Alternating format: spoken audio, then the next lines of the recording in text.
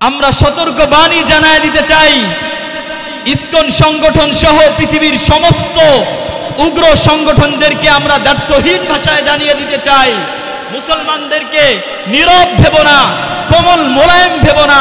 মুসলমান তো রেশমি কাপড়ের মতো, রেশমি কাপড়ের দুটো বাস্তবতা রয়েছে। একটা যদিও সে অপর দিক থেকে কোমল মোলায়েম, ভেতরটা দেখো মুসলমানও ঠিক রেশমি কাপড়ের মতো শক্ত। মুসলমান যদি দাঁড়িয়ে যায় তোমাদের পালানোর গর্ত খুঁজে পাবে না।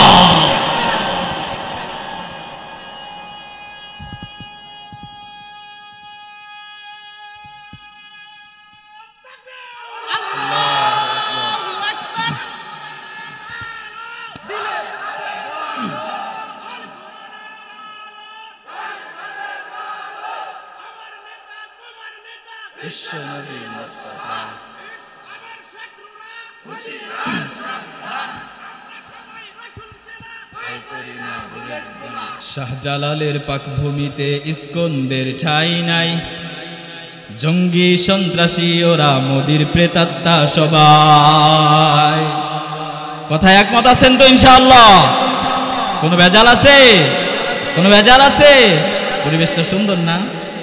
শাহজালালের পাকভূমিতে ইসকনদের ঠাঁই নাই, জঙ্গি সন্ত্রাসী ওরা মোদির প্রেতাত্মা সবাই। বলতে হবে, জঙ্গি সন্ত্রাসী ওরা মোদির প্রেতাত্মা সবাই। শাহজালালের পাকভূমিতে ইসকনদের ঠাঁই নাই, জঙ্গি সন্ত্রাসী ওরা মোদির প্রেতাত্মা সবাই। ঠিক কিনা? আমাদের প্রভু এক নবীর উম্মত। হাত উঠান। আমাদের প্রভু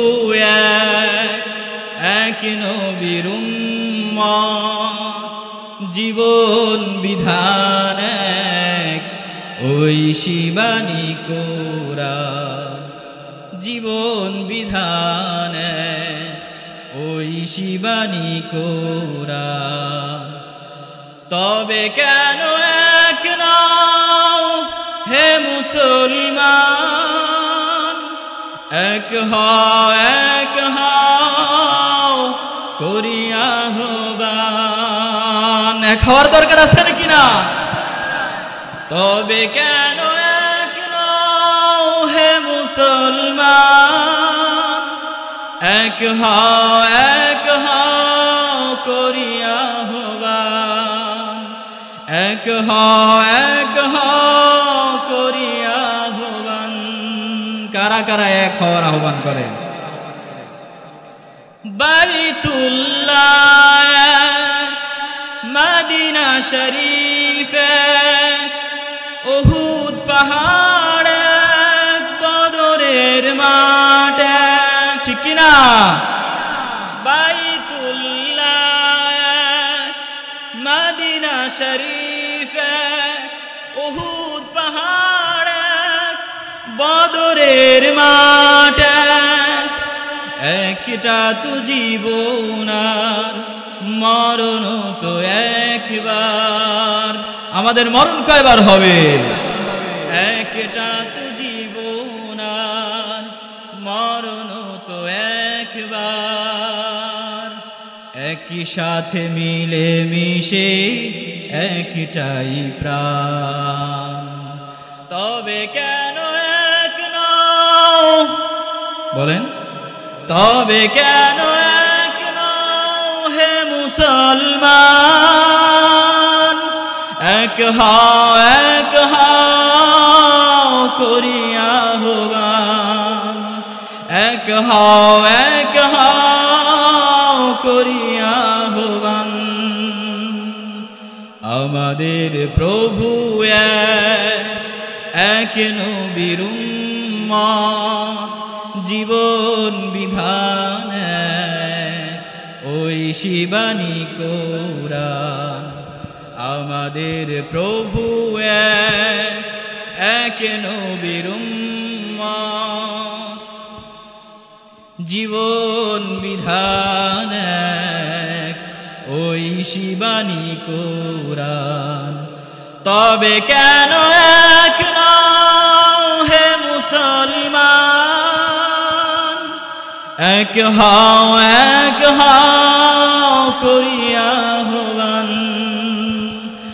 এক হও করিয়া আহ্বান।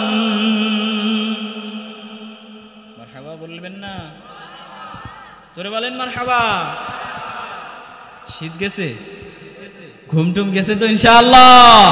যুবক রেডি ইনশাআল্লাহ? তাকবীর হয়ে যাক একটা। নারায়ে তাকবীর, লিল্লাহে তাকবীর। দিন ইসলাম, দিন ইসলাম। আওয়াজ আসতেছে না। দিন ইসলাম, দিন ইসলাম। আল কোরআনের আলো। এবার হলো না। আল কোরআনের আলো।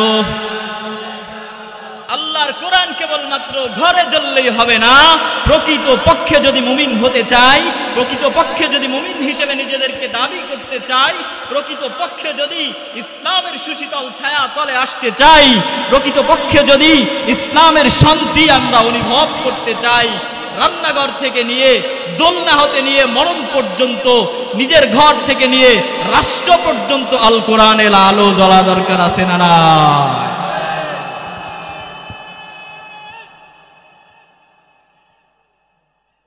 ভয় পান? এখন তো ভয় নাই, সব ভয় পেয়ে গেছে গা, সব ভয় পেয়ে গেছে গা। তারপরেও ভয় পাওয়ার কথা, হয়তো বা পেতে পারেন। বিভিন্ন দিক থেকে যেভাবে আক্রমণ আসতেছে আমাদের উপরে, তাই না? ভয় আছে। আরে মুসলমানের কিসের ভয়? বাঁচলে গাজী, মরলে শহীদ। শহীদ হওয়ার তামান্না বুকে নাই? ইস্কনদেরকে ভয় পান? ভয় পান? ইস্কনরা যদি আমাদেরকে কোন দিক থেকে আক্রমণ করতে চায়, ইস্কনরা যেভাবে মাথা নাড়া দিয়ে উঠছে, আমরাও এই স্বৈরাচারীর দোসরদেরকে, আমরাও এই অত্যাচারী জালিমদেরকে ব্যর্থহীন ভাষায় বলে দিতে চাই, সতর্ক করে দিতে চাই, মুসলমান ঘুমিয়ে নেই, মুসলমান সজাগ। ঠিক না? মুসলমানের স্বভাব তো এমন, রেশমি কাপড়ের মতো। রেশমি কাপড় তো শুনেছেন, দেখেন নাই কোনোদিন? রেশমি কাপড়ের দুটো স্বভাব আছে। কয়টা? একটা, সে হলো সফট, তবে সেটা এত শক্ত, বহুত মজবুত রশিও হার মানায় যায়। রেশমি কাপড় যদি কোনোভাবে প্যাচ লাগায় টান দেওয়া হয়, নিশ্চিত কেটে দুই ভাগ হয়ে যাবে। আমরাও জানিয়ে দিতে চাই, মুসলমান অপর দিক থেকে যদিও কোমল মোলায়েম, আমরা সতর্ক বাণী জানায় দিতে চাই, ইসকন সংগঠন সহ পৃথিবীর সমস্ত উগ্র সংগঠনদেরকে আমরা দায়িত্বহীন ভাষায় জানিয়ে দিতে চাই, মুসলমানদেরকে নীরব ভেব না, কোমল মোলায়েম ভেব না। মুসলমান তো রেশমি কাপড়ের মতো। রেশমি কাপড়ের দুটো বাস্তবতা রয়েছে। একটা, যদিও সে অপর দিক থেকে কোমল মোলায়েম, ভেতরটা দেখো মুসলমানও ঠিক রেশমি কাপড়ের মতো শক্ত। মুসলমান যদি দাঁড়িয়ে যায়, তোমাদের পালানোর গর্ত খুঁজে পাবে না।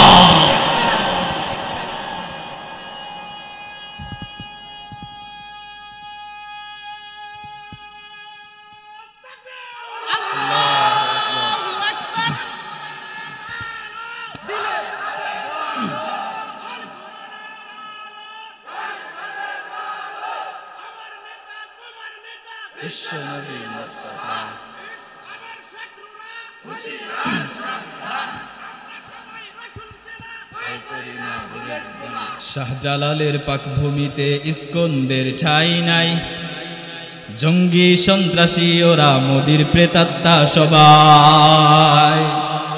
কথায় একমত আছেন তো ইনশাআল্লাহ? কোনো ভেজাল আছে? কোনো ভেজাল আছে? পরিবেশটা সুন্দর না?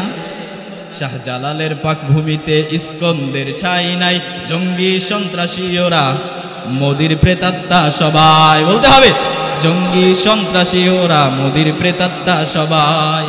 শাহজালালের পাকভূমিতে ইস্কনদের ঠাঁই নাই, জঙ্গি সন্ত্রাসী ওরা, মোদির প্রেতাত্মা সবাই। ঠিক কিনা? ওরা আমার ভয়ের রক্তে, ওরা এ জমিনকে করেছে দাল। নাম যদিও বাংলাদেশি, ওরা ভারতের দালাল। আমার ভাইয়ের রক্তে ওরা এ জমিনকে করেছে লাল। নাম যদিও বাংলাদেশি, ওরা ভারতের দালাল। আসলেই ওরা সম্প্রীতি নাই, ভারত আধিপত্য চায়, ঠিক না?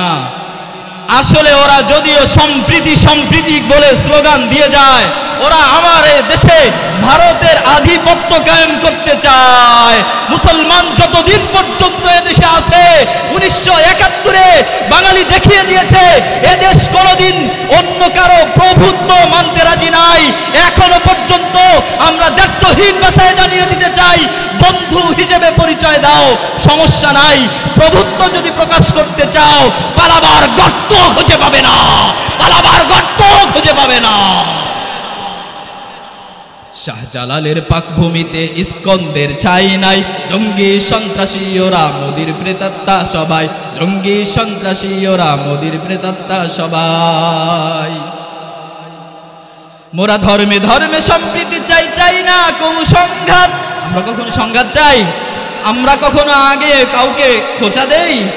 আমরা উগ্র, আমরা ভদ্র, আমরা ভদ্রতার পরিচয় দিয়েছি। যে দেশে 92% মুসলমান, ওই দেশের বুকে আমাদের জজ কোর্টের উপরে আদালতে গিয়ে আমার ভাই আলিফ মাহমুদকে, আমার ভাইকে কুপিয়ে হত্যা করেছে। এরপরও বাংলাদেশে এখনো পর্যন্ত হিন্দুরা নিরাপদে সহি সালামতে আছে, এটাই প্রমাণ করে আমরা উগ্র না।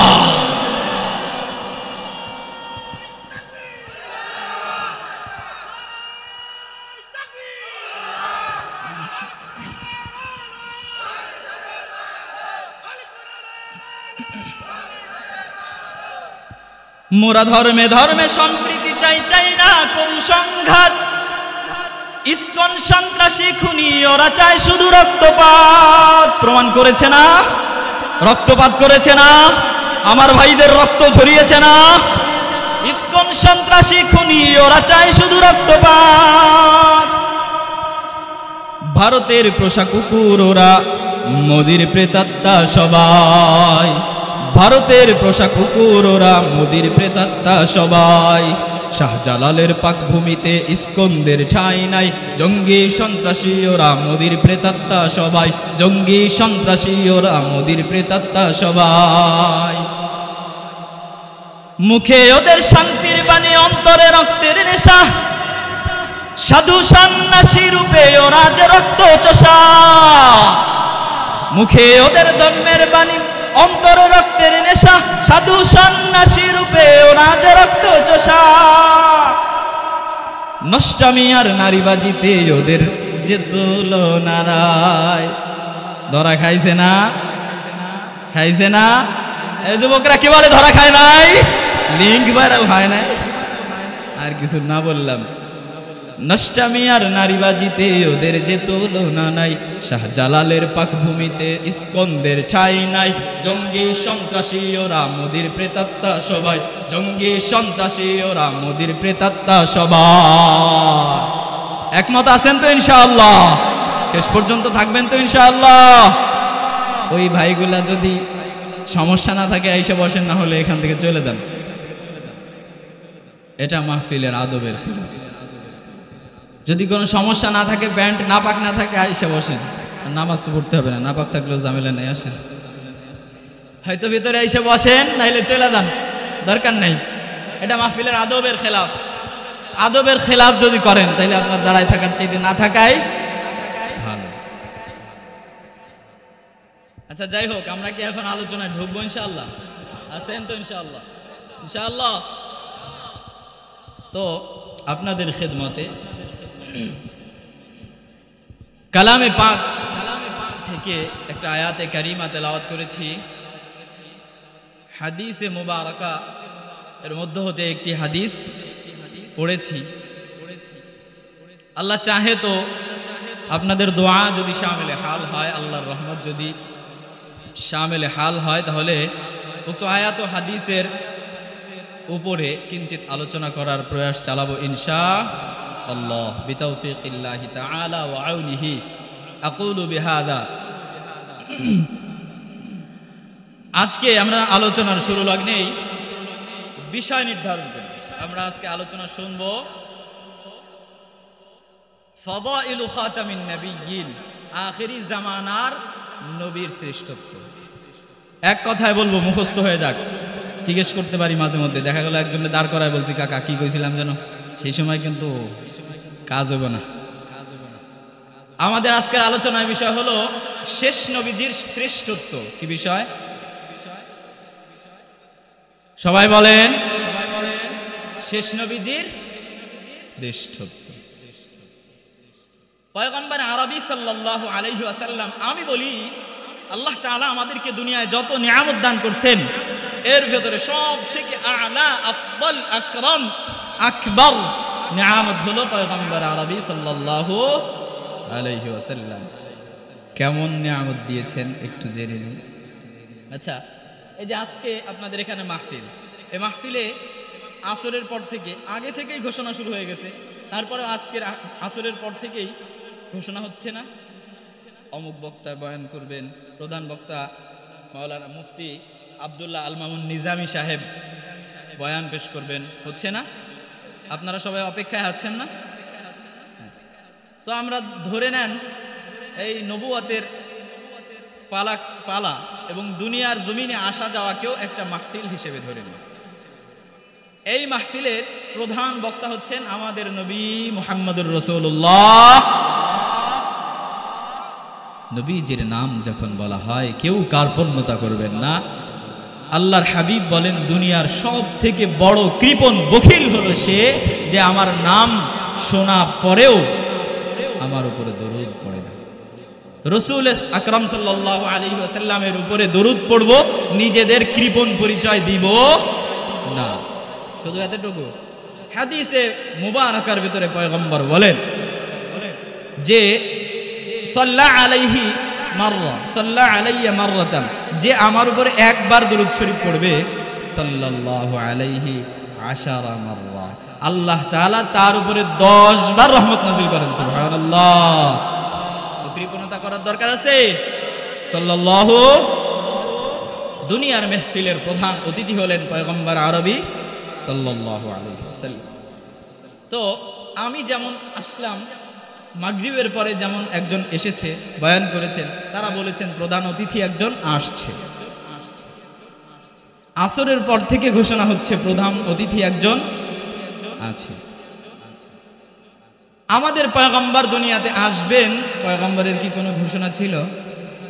হ্যাঁ, প্রথম ঘোষক আমাদের আব্বাজান, আদি পিতা আদম আলাইহিস সালাম দুনিয়ায় আসছেন, আল্লাহ তাআলা পাঠাইছেন নবীজির ঘোষক হিসেবে। আমাদের নবী দুনিয়ায় আসবেন এই ঘোষণা দেওয়ার জন্য আব্বাজান আদম আলাইহিস সালাম দুনিয়ায় আসছেন। দুনিয়ায় এসে ঘোষণা করেছেন, আমার ঔরসজাত একজন সন্তান, আমার একজন বেটা আসবে, যিনি আখেরি জামানার পয়গম্বর হবেন। এমনকি আমি থেকে নিয়ে আখেরি জামানা পর্যন্ত যত পয়গম্বর, যত নবী রাসূলকে আল্লাহ তাআলা দুনিয়ায় পাঠাবেন, সমস্ত নবীদের ইমাম হিসেবে আল্লাহ তাআলা তার মর্যাদা উন্নীত করবেন। পয়গম্বর আদম আলাইহিস সালাম জান্নাতে ছিলেন, জান্নাত থেকে কোনো একটা কারণবশত দুনিয়ায় আল্লাহ তাআলা নামায় দিয়েছেন। আদম আলাইহিস সালাম লজ্জায় আসমানের দিকে তাকায় না, 300 বছর পর্যন্ত আসমানের দিকে, কথা বলেন না রে, আরে সাইডে দিয়ে চলে যাবো, নিতে চলে যাবো, কষ্ট হয়, একটু কথা বলে। 300 বছর পর্যন্ত আদম পয়গম্বর আসমানের দিকে লজ্জায় তাকান না, শুধু মাথা নিচু করে দোয়া করতেছেন আল্লাহ তাআলার কাছে, আল্লাহ মাফ করে দেন, রব্বানা যালামনা আনফুসানা ওয়া ইল্লাম তাগফির লানা ওয়া তারহামনা লানাকুনান্না মিনাল খাসিরিন। আল্লাহ, নিজের উপরে জুলুম করে ফেলেছি, ভুল করে ফেলেছি, ক্ষমা করে দেন, মাফ করে দেন। আরশ থেকে কোনো ফয়সালা আসে না, আল্লাহর পক্ষ হতে কোনো ঘোষণা আসে না। 300 বছর পরে, মতান্তরে 350 বছর পরে পয়গম্বর আদম আলাইহিস সালামের, আমাদের আব্বার একটা কথা স্মরণ হয়ে গেছে হঠাৎ করে।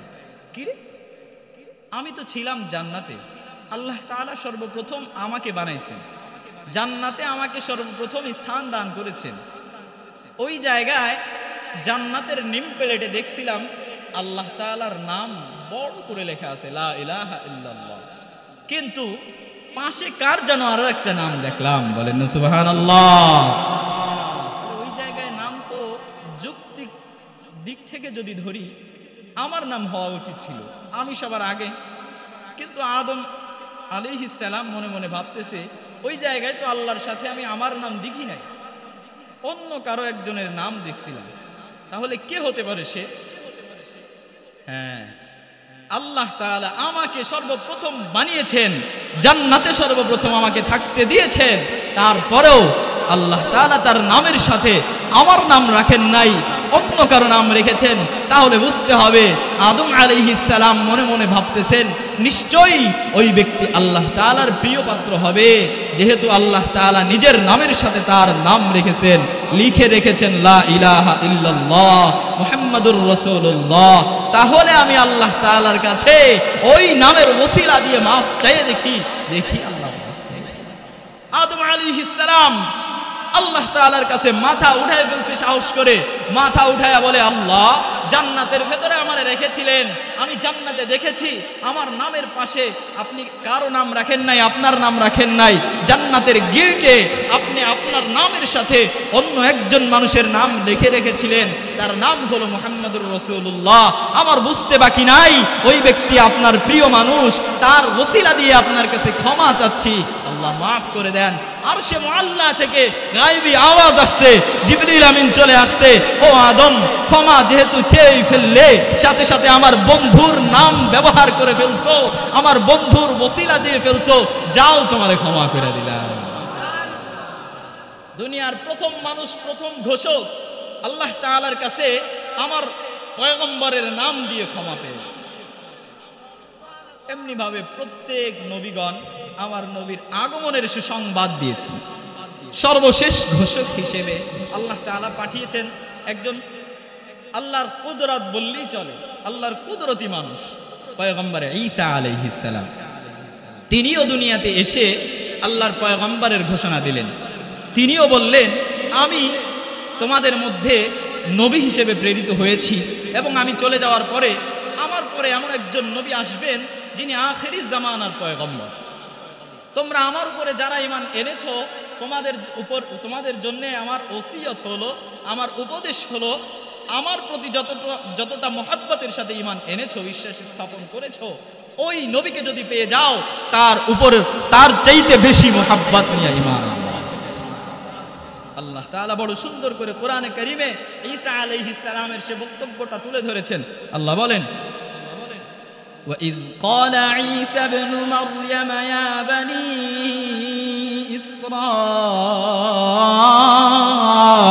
إِسْرَائِيلَ إِنِّي رَسُولُ اللَّهِ إِلَيْكُمْ مُصَدِّقًا لِمَا بَيْنَ يَدَيَّ مِنَ التَّوْرَاةِ وَمُبَشِّرًا برسول يأتي من بعد اسمه أحمد قلنا سبحان الله পয়গম্বর ঈসা আলাইহিস সালাম তার উম্মতদেরকে ঘোষণা করে দিচ্ছেন, উম্মতদেরকে বলেন, উম্মত আল্লাহ তাআলা আমাকে দুনিয়ায় নবী হিসেবে প্রেরণ করেছেন, এই দুনিয়ায় আমি নবী হিসেবে এসেছি, তোমাদের প্রতি আমি নবী হিসেবে এসেছি, তোমাদের উপর আল্লাহ তাআলা আমাকে রাসূল বানায়া পাঠাইছেন। সাথে সাথে আমি রাসূল হওয়ার সাথে সাথে ওই জিনিসের সত্যায়নকারী হিসেবে দুনিয়ায় আসলাম, যেই জিনিসটাকে আল্লাহ তাআলা আমার উপর নাজিল করছেন, অর্থাৎ আমার উপর নাজিলকৃত কিতাব, এমনকি আমার পূর্বে মুসা আলাইহিস সালাম এর উপরে যে কিতাব আল্লাহ তাআলা নাজিল করেছিলেন তাওরাত, ওটাকেও সত্যায়ন করতে এসেছি। সাথে সাথে আরো একটা জিনিসের বিশেষ সত্যায়ন করার জন্য আল্লাহ তাআলা আমারে দুনিয়ায় পাঠাইলেন, সেটা হলো আমি ঈসা, আমি মারিয়ামের পুত্র ঈসা। তোমাদের পয়গম্বর দুনিয়া থেকে চলে যাওয়ার পর আমার পরে একজন নবী আসবেন, মিন বা'দি ইসমুহু আহমদ, যার নাম হলো আহমদ। সুবহানাল্লাহ। আমার পয়গম্বরের সর্বশেষ ঘোষক ঈসা আলাইহিস সালাম, এই ব্যক্তিটাকে আল্লাহ তাআলা এমন মুআজিজার মাধ্যমে, তার এমন মুআজিজার মাধ্যমে তাকে জন্ম দিয়েছেন, এটা আরো বড় আশ্চর্যের কথা। সূরা মারইয়ামে আল্লাহ তাআলা সেটা তুলে ধরেছেন।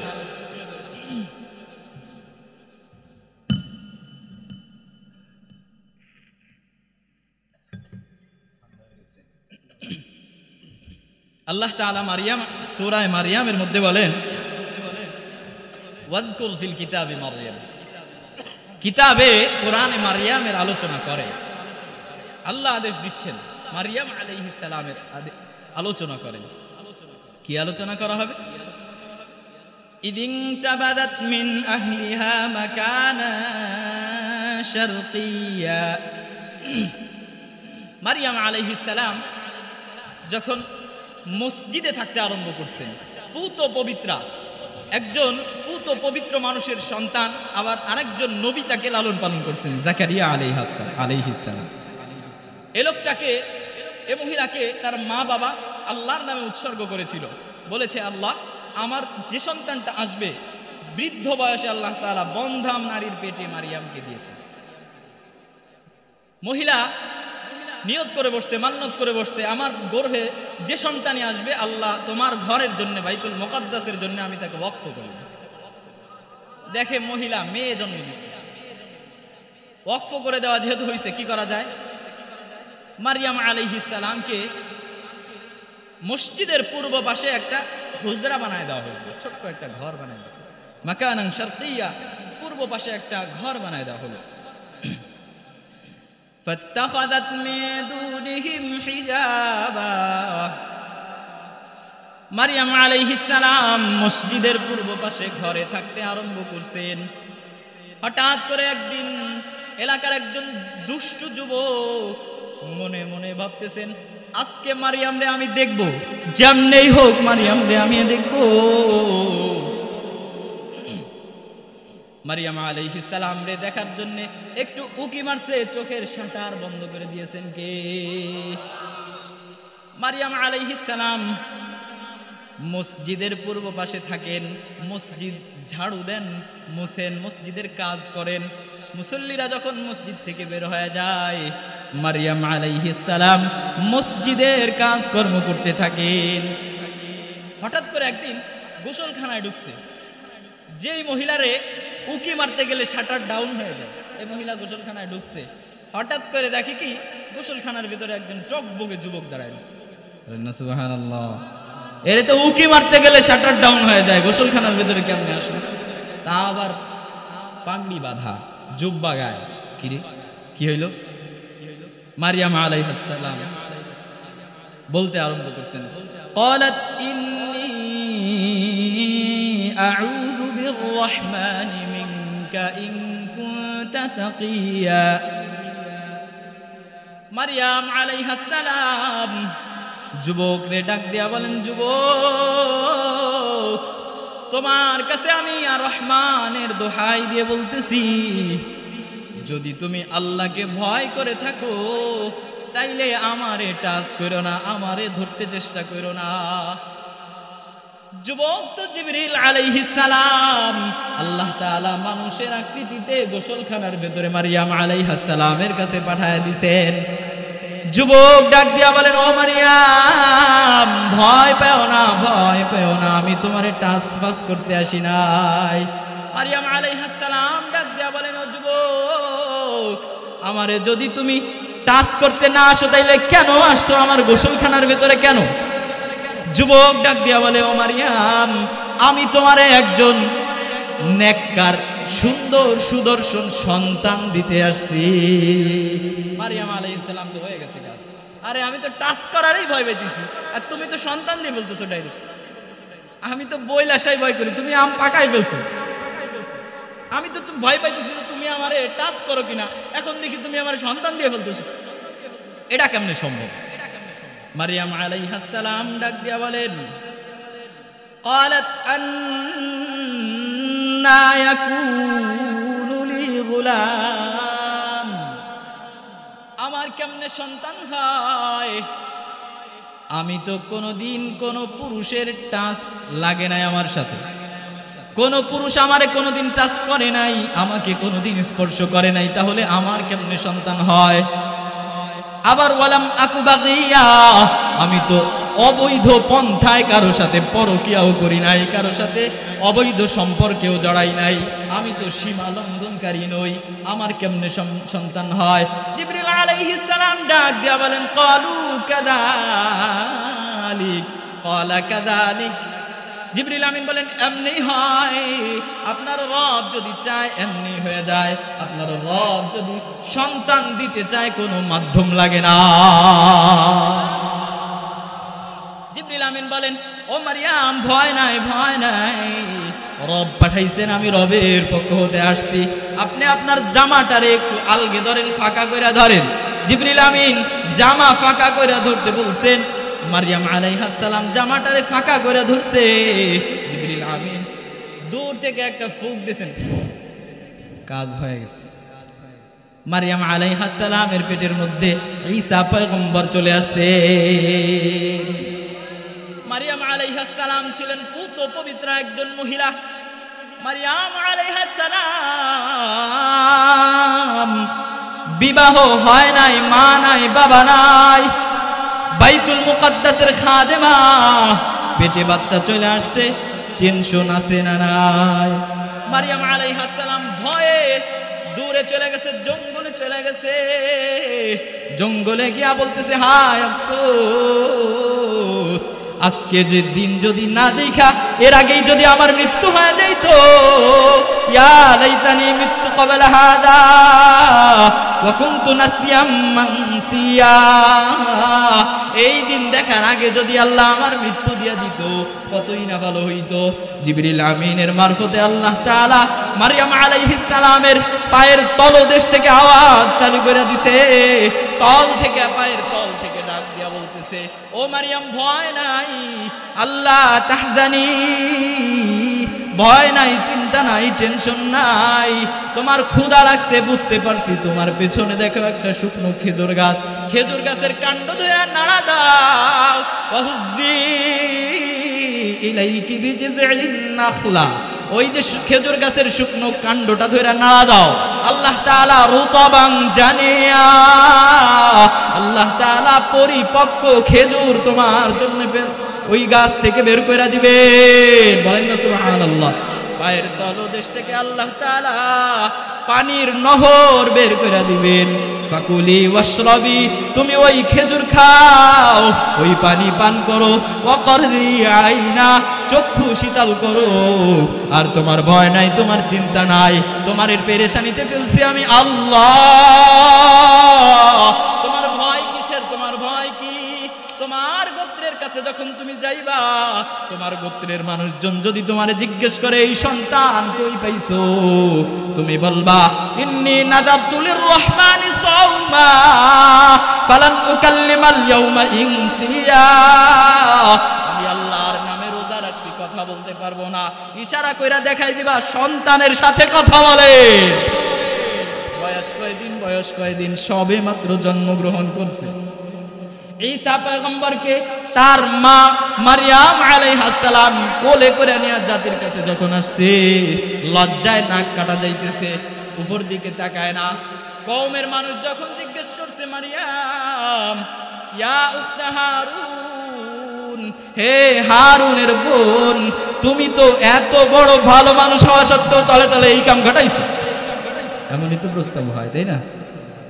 লোকজন জিজ্ঞেস করছে ও হারুনের বোন, তোমারে তো আমরা ভালো মানুষ মনে করতাম, তুমি যে তলে তলে এই কাজ ঘটাইছো, তোমার মাও তো ভালো মানুষ ছিল, তোমার বাবাও তো খারাপ মানুষ ছিল না, কেমনে তুমি এই কাজ করলা? মারিয়াম আলাইহিস সালাম মুখে কোনো কথা বলে না। ফাআশারাত ইলাইহি, মারিয়াম আলাইহিস সালাম ঈসা পয়গম্বরের দিকে ইশারা কইরা দিছেন, আমি কোনো কথা বলতে পারবো না, আমি আল্লাহর নামে রোজা রাখছি, বাচ্চার সাথে কথা বলো।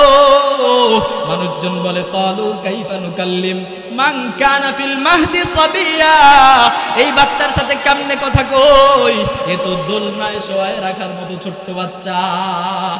মারিয়াম আলাইহিস সালামকে যখন কওমের মানুষজন গালি দিতে আরম্ভ করছে, কার সাথে আকাম করছো, কার সাথে অঘটন ঘটাইছো, এই কাজ কেমনে করলা, আল্লাহর ঘরের খাদেমা হইয়া তারপরে ওই কাজ কেমনে করছো। মারিয়াম আলাইহিস সালাম যখন মনটারে বিষণ্ণ করে দিয়া আল্লাহ তাআলার দিকে মুতাওয়াজ্জু হইলেন, ও আল্লাহ কেমন বিপদে পড়লাম, ও আল্লাহ কি বিপদে ফেলছো। ওই সময় সাথে সাথে কোলের ভেতর থেকে ছোট্ট ঈসা আলাইহিস সালাম মুখ বের করে দিয়া ঘ্যাংরায় উঠছেন, আলা ইন্নী আবদুল্লাহ, বলেন আল্লাহু আকবার। ঈসা আলাইহিস সালাম ডাক দিয়া বলেন, এ কে বলছে আমি কথা বলতে পারি না, কে বললো আমি কথা বলতে পারি না, আমি কথা বলতে পারি না, কে বলছে। আমার মারে খারাপ বইলো না, আমার মারে অঘটন ঘটাইছে বইলো না, আমার মায়ের নামে কোনো অপবাদ দিও না। কালা ইন্নী আবদুল্লাহ আতানিয়াল কিতাবা ওয়া জাআলানি নবিয়্যা। আরে আমি শুধু কথা বলতে পারি এমন না, ইন্নী আবদুল্লাহ, আল্লাহ তাআলা আমারে তার বান্দা হিসেবে দুনিয়ায় পাঠাইছেন। আতানিয়াল কিতাবা ওয়া জাআলানি নবিয়্যা, শুধু বান্দা হিসেবে পাঠাইছেন তাই না, আল্লাহ তাআলা আমারে নবী হিসাবে দুনিয়ায় পাঠাইছেন, আল্লাহ আমারে কিতাব দান করবে। এই বিশেষ ব্যক্তিত্ব আল্লাহ তাআলার ডাইরেক্ট কুদরতে, যার সৃষ্টি বাবা ছাড়া। প্রথম ঘোষক মা বাবা দুজনই নাই, ডাইরেক্ট কুদরত। শেষ ঘোষক আমার পয়গম্বরের শেষ ঘোষক বাবা। এই লোকটা আমার পয়গম্বরের উম্মত হওয়ার জন্য আল্লাহ তাআলার কাছে আরজি পেশ করছে, আল্লাহ তাআলার কাছে আবেদন করছে। যখন পয়গম্বর ঈসাকে ক্রুশবিদ্ধ করার জন্য তার গোষ্ঠীর মধ্য হতে কিছু মানুষ শুলে চড়ানোর জন্য আক্রমণ করছে, চারপাশ দিয়ে ঘিরে ফেলছে, আল্লাহ তাআলা তারে আসমানে উঠায় নিয়ে বলে, ঈসা আমার কাছে সারা জীবন তুমি ফরিয়াদ করছো, আখেরি জামানার পয়গম্বরের উম্মত যদি হইতে পারতাম। ঈসা তোমার দোয়া কবুল হয়ে গেছে, তোমার দোয়া কবুল করে ফেলছি, তোমারে আমি হেফাজত করলাম, মৃত্যু না দিয়ে জীবিত অবস্থায় আরশে মুআল্লায় উঠায় নিয়ে আসলাম, আসমানে তোমার বসবাস হবে, শেষ জামানার উম্মত হিসেবে আবার তুমি দুনিয়ায় যাবে।